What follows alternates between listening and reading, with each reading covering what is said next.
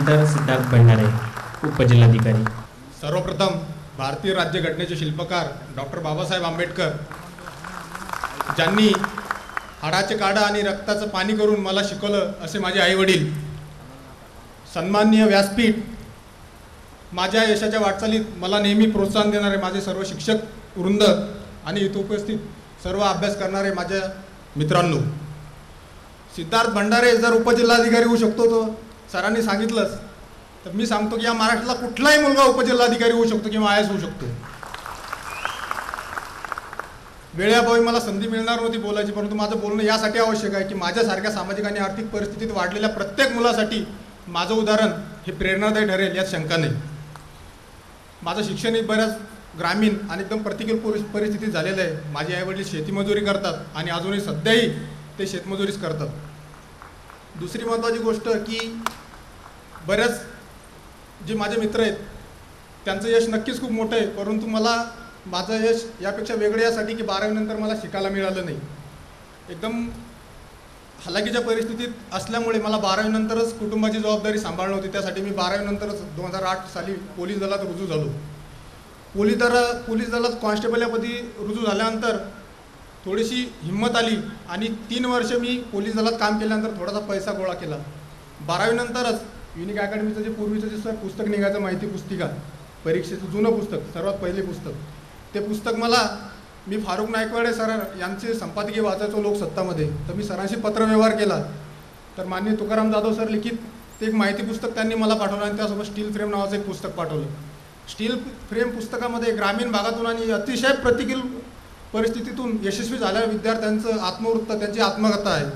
या पुस्तकापासून प्रेरणा घेऊन मी पोलीस दलात असतानाच माझा अभ्यास सुरू केला। दुसरी प्रेरणादायी बाब यासाठी ही होती की मी पोलीस दलात शिपाई असताना मला बऱ्याच IPS अधिकाऱ्यांसोबत राहायला मिळालं। त्यांचा रुबाब, त्यांची काम करण्याची पद्धत पाहून मला सुद्धा या परीक्षेचं आकर्षण निर्माण झालं। त्यामुळे परंतु प्रॉब्लेम असा होता की मी अभ्यास जरी मोठ्या परीक्षांचा करत होतो तरी प्रत्यक्ष मी पोलीस शिपाई होतो। त्यामुळे मला माझ्या पदाप्रमाणे काम करावं लागत होतं, सारख्या ड्युट्या, अभ्यासाला कमी वेळ। त्यामुळे जर मोठं व्हायचं असेल, मोठं पद मिळवायचं असेल तर त्यासाठी पुरेसा वेळ देणंही तितकाच आवश्यक होता। त्यामुळे नंतर मी अभ्यास सुरू केला आणि एक अभ्यासाला पुरेसा वेळ मिळावा म्हणून पोलीस विभागातील नोकरी सोडून पोस्टल असिस्टंट या पदी रुजू झालो।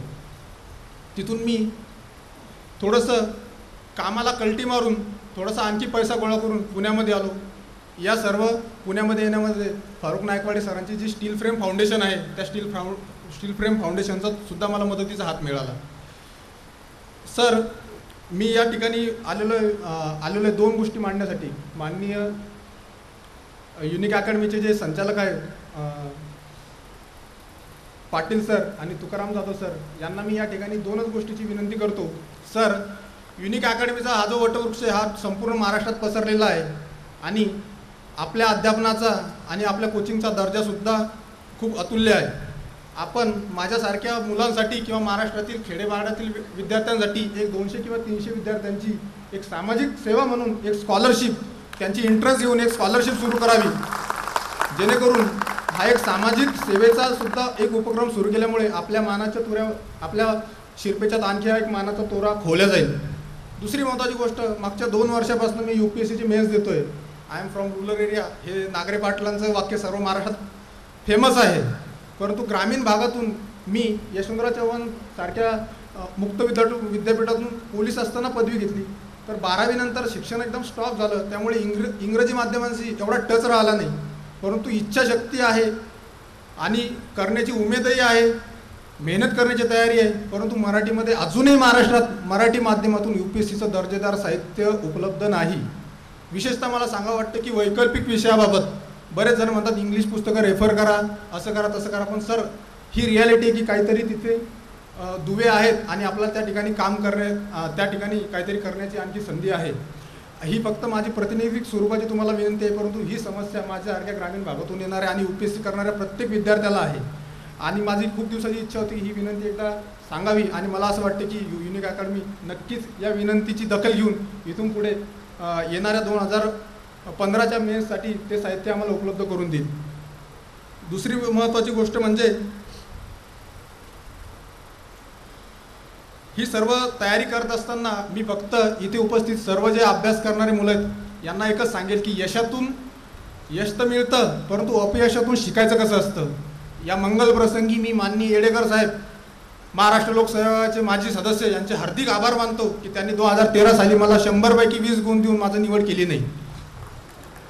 कारण सांगतो, कदाचित डेप्युटी CEO किंवा इतर SC ST या पदासाठी त्यांनी मला लायक समजलं नसेल.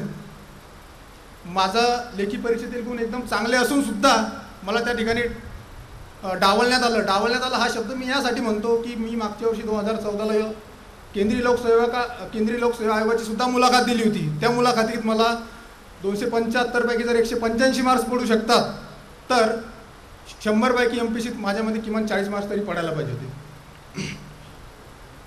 तर तरी हे अपयश मी पचवून घेतलं. दुसरी महत्त्वाची गोष्ट, हा धक्का माझ्यासाठी यासाठी होता की माझ्याकडे शिकण्यासाठी खूप साऱ्या वेळही नव्हता, संसाधनही नव्हते. त्यामुळे मागच्या वर्षी मला यश मिळणं अपेक्षित होतं. तरीसुद्धा मागच्या वर्षी मला डॉक्टर बाबासाहेब आंबेडकर स्पर्धा परीक्षा केंद्र यशदा येथे एंट्रन्सद्वारे अभ्यास करण्याची संधी मिळाली. त्या ठिकाणी मी परत प्रयत्न केले, परत ही परीक्षा खूप सिन्सिअरली दिली आणि या परीक्षेत मी आज उपजिल्हाधिकारी झालेलो आहे. परंतु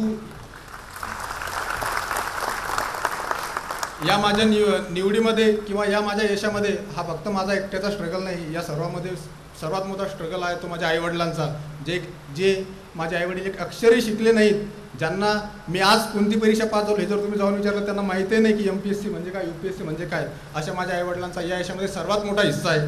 दुसरं महत्त्वाचं म्हणजे की माझे शिक्षक पहिल्या वर्गापासून तर आतापर्यंत माझी उपजिल्हाधिकारीपदी निवड होण्यासाठी ज्या ज्या शिक्षकांचा प्रत्येक पातळीवर मला पाठिंबा मिळाला, त्यांचं मार्गदर्शन मिळालं, मी त्यांचा ऋणी आहे. त्यानंतर या परीक्षेचा अभ्यास करत असताना ग्रामीण भागातील मुलांसाठी किंवा कोणत्याही मुलासाठी सगळ्यात मोठी समस्या जी असते ती म्हणजे आर्थिक समस्या. पैसा नाही तर शिकणार कुठून. पुण्यासारख्या ठिकाणी राहायचं म्हणजे रूम भाडं, मेस या सर्व गोष्टी महत्त्वाच्या आहेत. तर आर्थिक संसाधनं सर्वांजवळ उपलब्ध नसतात. तर मी म्हणेल की जर तुमची हिंमत असेल, जर तुमच्यात आत्मविश्वास असेल तर आर्थिक संसाधनं उभं करा, प्रसंगी कर्ज काढा. मी स्वतःसुद्धा पुण्यात ज्यावेळेस शिकायला आलो त्यावेळेस मी स्वतःसुद्धा माझ्या सोसायटीचं, माझ्या डिपार्टमेंटचं 2.5 लाख रुपये कर्ज घेतलं होतं. कारण मला माहिती आहे की हे 2.5 लाख रुपये मी आज केव्हा तरी फेडू शकतो. तेच पैसे मी शिक्षणासाठी वापरले आणि त्याच पैशातून माझ्या कर्जाचा हप्ता भरला. कारण का की माझ्या स्वतःवर विश्वास होता आणि आत्मविश्वास होता. नंतर माझ्या यशामध्ये माझे सर्व मित्र ज्यांनी मला वेळोवेळी मदत केली. नंतर तुम्ही अभ्यास अशाच वेळी करू शकता ज्यावेळेस तुम्ही मानसिक संतुलन तुमचं व्यवस्थित असेल किंवा तुमचा मूड व्यवस्थित असेल. मी ज्यावेळेस सुट्टी घेऊन इथं पुण्याला अभ्यासासाठी यायचो, मागच्या 2 वर्षापासून मी एकच उपक्रम करतो की 28 दिवस पुण्यात अभ्यास करायचा, 2 दिवस ऑफिसला जाऊन काम करायचं आणि नंतर आजारी रजा टाकायची, परत इथं पुण्यात यायचं. या सर्व उपक्रमामध्ये माझ्या ऑफिस, माझे सुपरिटेंडेंट या सर्वांनी मला खूप चांगल्या पद्धतीत सहकार्य केलं. त्या सर्वांचे मी एकदा मनस्वी आभार मानतो. त्यानंतर इथे उपस्थित सर्व स्पर्धा परीक्षांचा अभ्यास करणाऱ्या माझ्या मित्रांना पुढील यशासाठी शुभेच्छा देतो. माझे सर्व मित्र ज्यांची गट आणि गटपदी निवड झालेली आहे त्या सर्वांचं एकदा पुनश्च मनपूर्वक अभिनंदन करतो. आयोजकांनी मला बोलण्याची या ठिकाणी संधी दिली त्याबद्दल सर्वांचे आभार मानतो.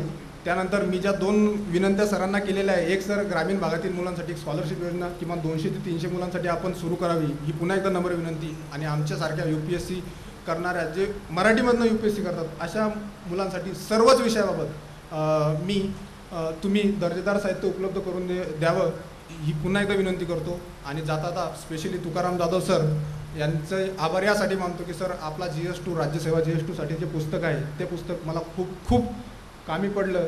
2013च्या स्कोअरमध्ये आणि याही स्कोअरमध्ये माझा पॉलिटीचा स्कोअर खूप चांगला होता. त्या पुस्तक यासाठी की मला जे पद मिळालं हे डेप्युटी कलेक्टर मिळालं. तर त्या पदामध्ये आपण जे लॉ वगैरे दिलेले आहेत त्या 10-15 मार्काचा खूप मोठा हिस्सा आहे. कदाचित ते 10-15 मार्क जर कमी पडले असते तर माझी पोस्ट आणखी कमी झाली असती. Thank you sir, thank you once again and best of luck for all of you. Thank you very much.